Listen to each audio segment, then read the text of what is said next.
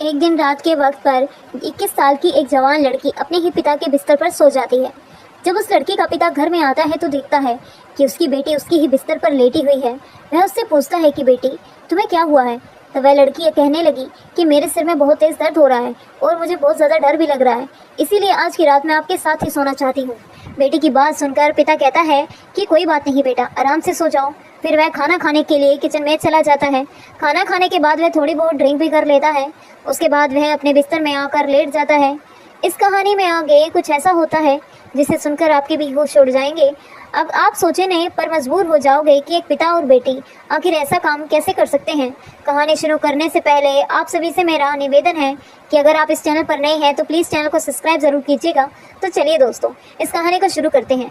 आज की सच्ची कहानी मध्य प्रदेश के सागर जिले की है। इसी जिले के एक गाँव में प्रेमलाल नाम का एक आदमी अपने 3 बच्चों के साथ रहता था, जिसमें बड़ी बेटी की उम्र 21 साल और छोटी बेटी की उम्र 15 साल और सबसे छोटे बेटे की उम्र 10 साल की थी। लंबी बीमारी के चलते प्रेमलाल की पत्नी का देहांत 2 वर्ष पहले ही हो चुका था। पत्नी के चले जाने के बाद घर के हालात एकदम ही खराब हो जाते हैं। उसको घर चलाना बहुत मुश्किल हो रहा था। जो पैसा बचा कर रखा था वह सब पत्नी के इलाज में लग जाता है।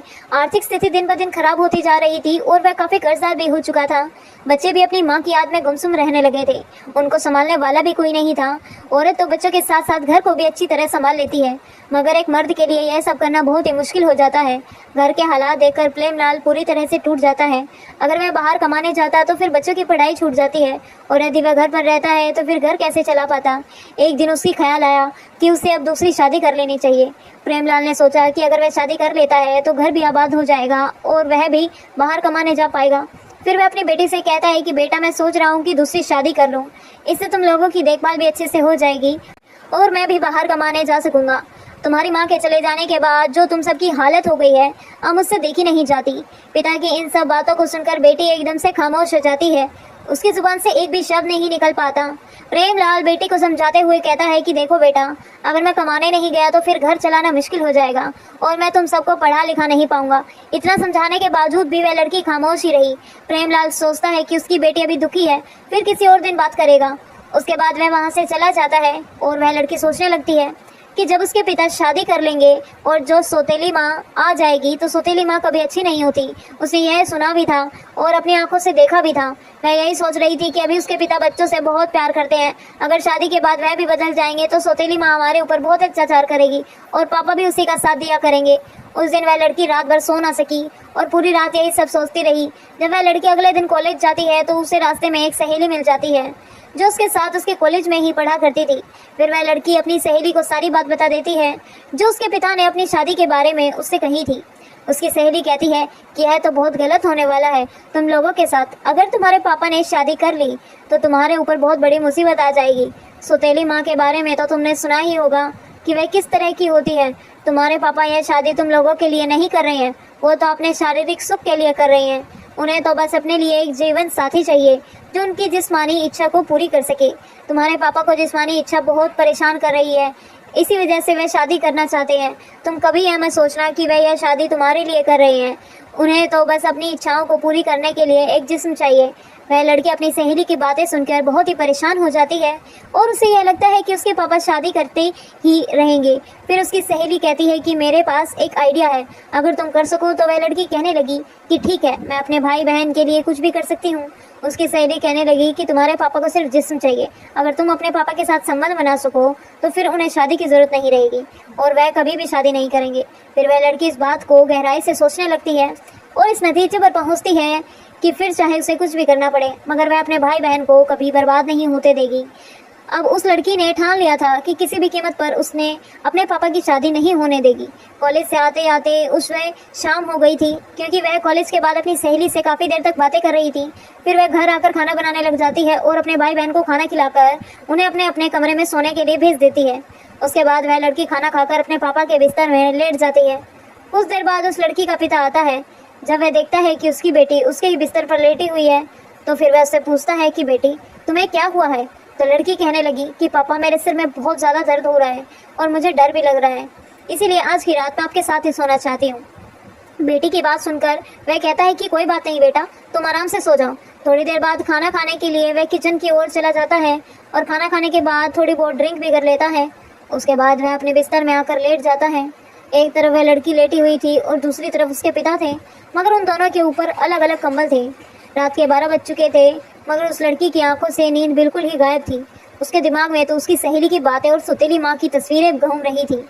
जब लड़की ख्यालों की दुनिया से बाहर आई तो उसने देखा कि उसके पापा तो गहरी नींद में सो गए हैं।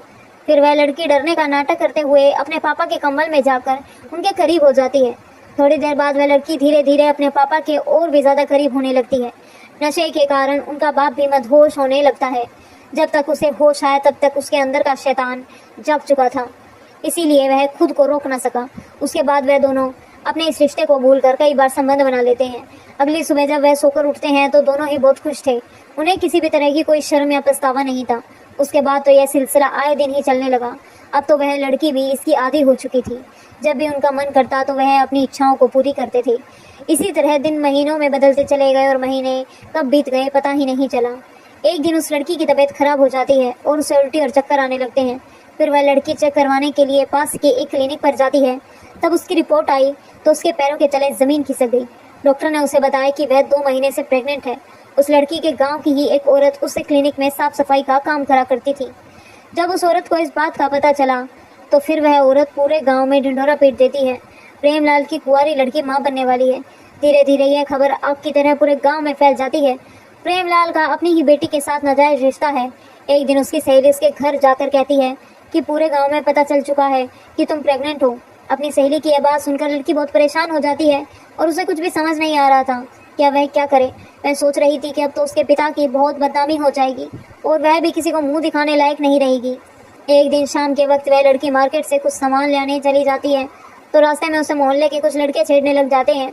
अश्लील बातें करके उसको परेशान करने लगते हैं और उसका बहुत ही मजाक उड़ाते हैं। वह लड़की बहुत शर्मिंदा हो जाती है और सामान खरीद कर घर वापस आ जाती है। घर आने के बाद वह लड़की रात का खाना बनाने लगती है। भाई बहन और अपने पिता को खाना खिलाकर अपने रूम में चली जाती है। उसके दिमाग में सिर्फ एक ही बात चल रही थी कि उसकी और उसके पिता की बहुत बदनामी हो रही थी। अब वह सर उठाकर कभी भी नहीं जी पाएगी। यही सब सोचते हुए रात के करीब 1 बज चुका था। वह कदम उठाती है और रस्सी लेकर जंगल की ओर चली जाती है। जंगल में पहुंचकर वह अपने आप को फंदे से लटका लेती है और उसी गांव का एक आदमी जंगल की ओर जाता है तो वहां का मंजर देखकर उसके होश उड़ जाते हैं।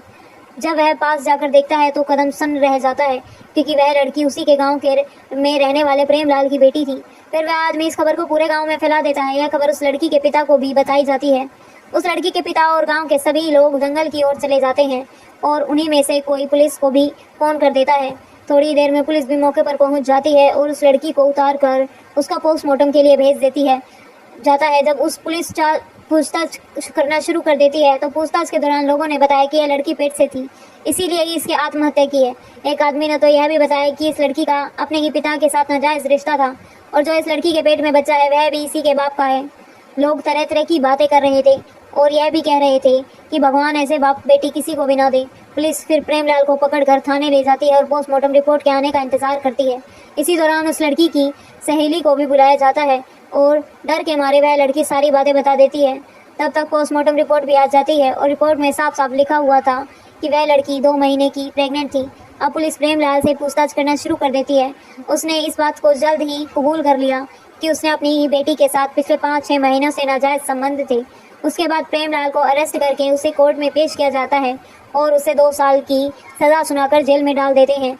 दोस्तों कहते हैं कि बाप और बेटी को भी ज़्यादा देर तक एकांत में नहीं रहना चाहिए, नहीं तो मन में गंदे विचार आ जाते हैं। अगर गंदे विचारों ने किसी के मन में एक बार घर बना लिया तो फिर उसे भगवान भी नहीं बचा सकते। फिर वह इंसान कुछ ऐसा कर बैठता है जिसके कारण पवित्र रिश्ते भी अपवित्र शर्मसार हो जाते हैं। दोस्तों इस कहानी को सुनाने का मकसद आपकी भावनाओं को ठेस पहुंचाना नहीं है, बल्कि आप लोगों को जागरूक और सचेत करना है।